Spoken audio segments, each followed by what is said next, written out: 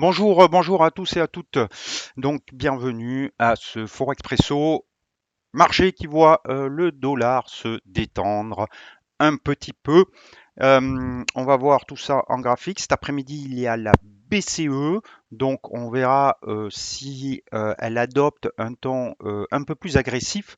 Euh, cette réunion est assez attendue quand même et pourrait être déterminante pour la suite de l'évolution de l'euro. On verra ça. Et j'ai un plan de trading à vous proposer sur le dollar contre dollar canadien. On voit ça tout de suite, mais avant ça, l'avertissement sur les risques.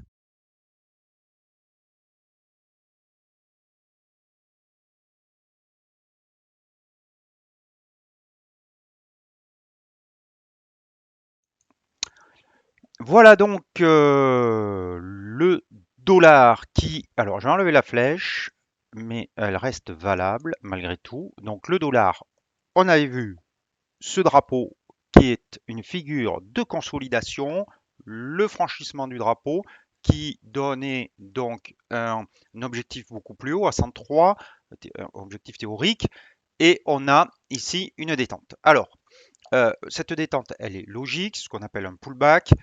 Normalement, si les règles techniques sont respectées, on devrait avoir un pullback au maximum jusque sur le haut du drapeau et ensuite une bougie haussière qui finira de montrer, d'indiquer que la tendance reprend et ensuite donc l'impulsion haussière vers l'objectif. L'objectif il est très haut donc c'est pas sûr qu'on y aille, mais en tout cas en direction de l'objectif.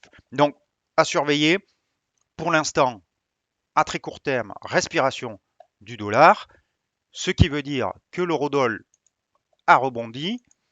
Alors, c'est intéressant parce que je vous parle depuis plusieurs semaines, depuis plusieurs jours de cette zone de support.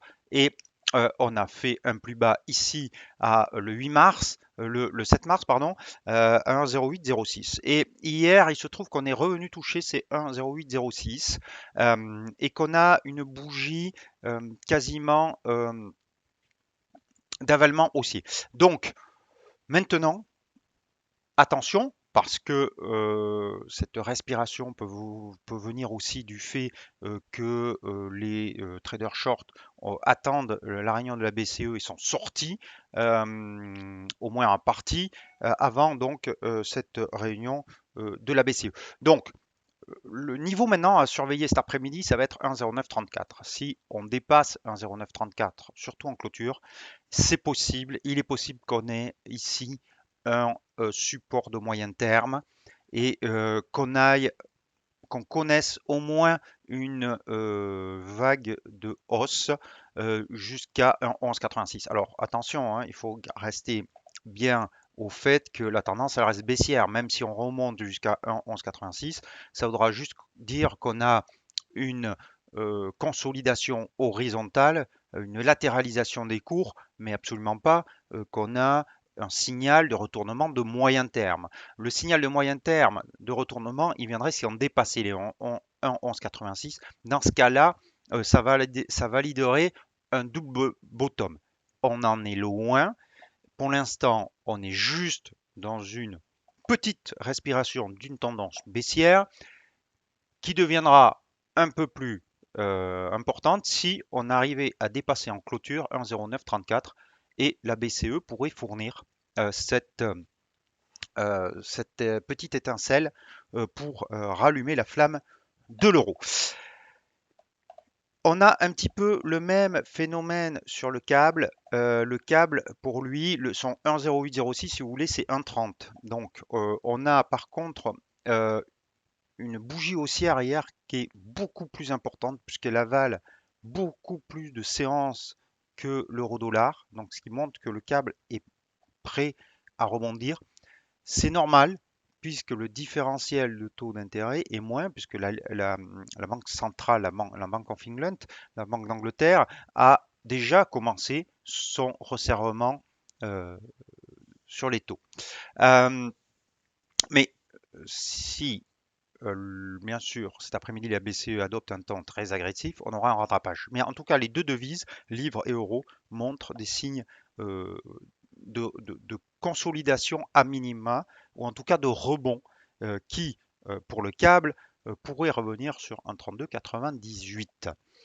On a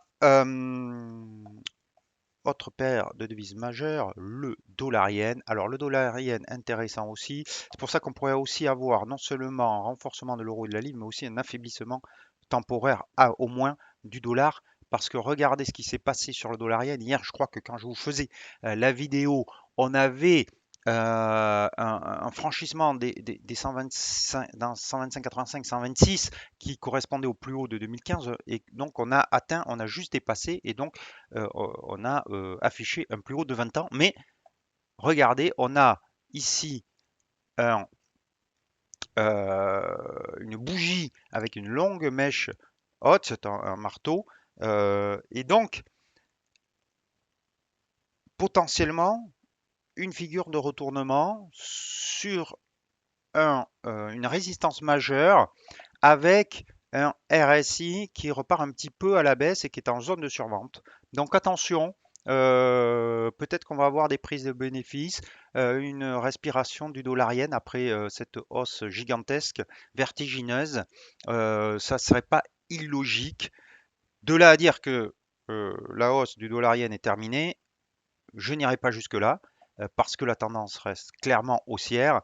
Pour vraiment invalider cette tendance haussière, il faudrait qu'on revienne sous 121,28. Vous voyez, on en est très loin. Donc il y a de la place pour une petite correction, une respiration avant peut-être, et donc un creux qui serait ascendant avant de repartir à la hausse.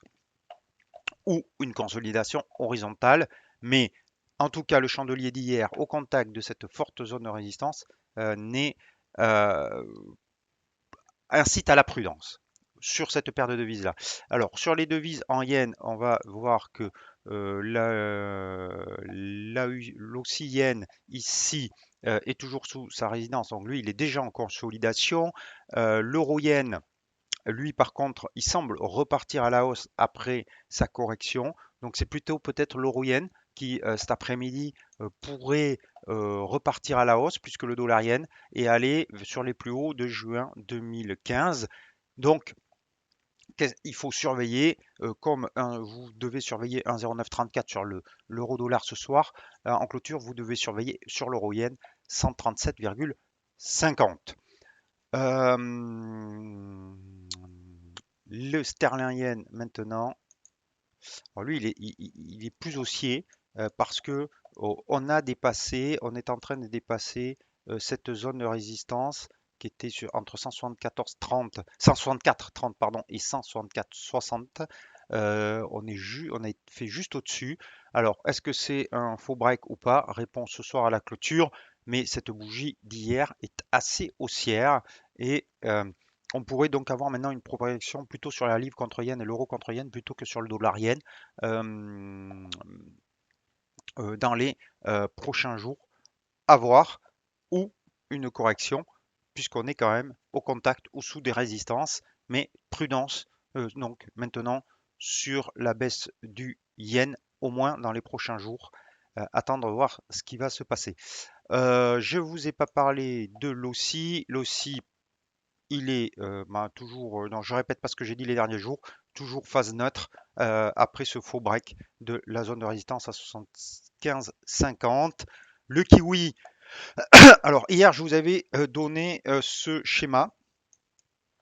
Je vous ai dit que je passais baissier sur le kiwi parce qu'on avait cassé cette oblique haussière.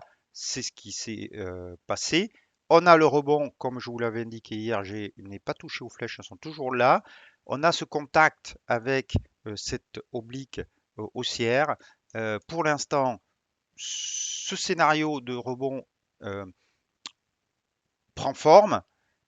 Il va manquer maintenant une bougie rouge, un chandelier baissier.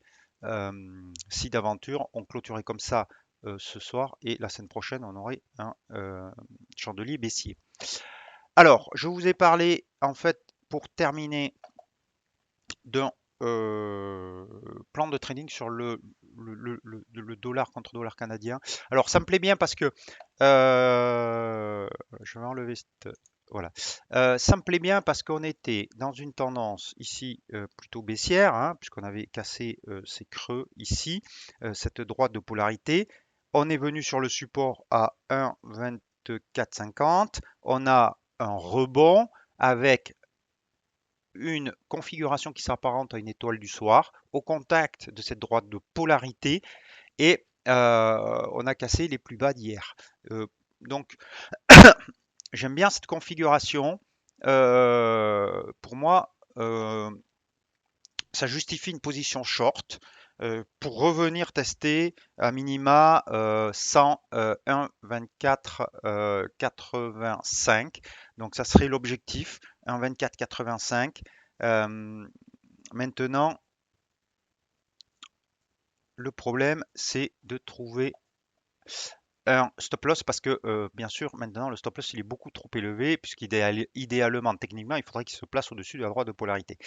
Donc, vous êtes obligé de descendre en euh, 1 heure sur l'horizon de temps euh, plus courte. Et là encore, vous avez un 26,50. Le risque ratio est pas très bon. euh, mais en tout cas, la tendance est baissière. Donc, il faudrait euh, trouver un sommet ici ou peut-être que ce niveau, s'il était testé sur un 25,67, alors on va le remonter parce que vous voyez, ça a servi de support ici. On est sur le 1 heure, hein, je vous rappelle, hein. Donc même c'est un tout petit peu plus haut. Voilà, 1,25, oui, 1,25,70 on va dire. Euh, donc si on revenait une nouvelle fois tester et qu'on repartait à la baisse, 1,25,70, on pourrait dans ce cas-là sur une bougie baissière, sur un chandelier baissier, se positionner à la vente avec un stop au-dessus de 1,25,70. Ce qui veulent, qui ont peur de louper euh, ce mouvement, vous pouvez rentrer par exemple sur la prochain chandelier rouge, c'est-à-dire baissier, ayant une ampleur supérieure à ces trois derniers qui sont ridicules, qui sont rigiki, hein. Donc si vous aviez un chandelier rouge, par exemple, de ce style-là, euh, ici avec, c'est-à-dire avec une ouverture quasiment au plus haut et une clôture au plus bas, ça serait un bon point d'entrée avec un stop au-dessus de 1,2570.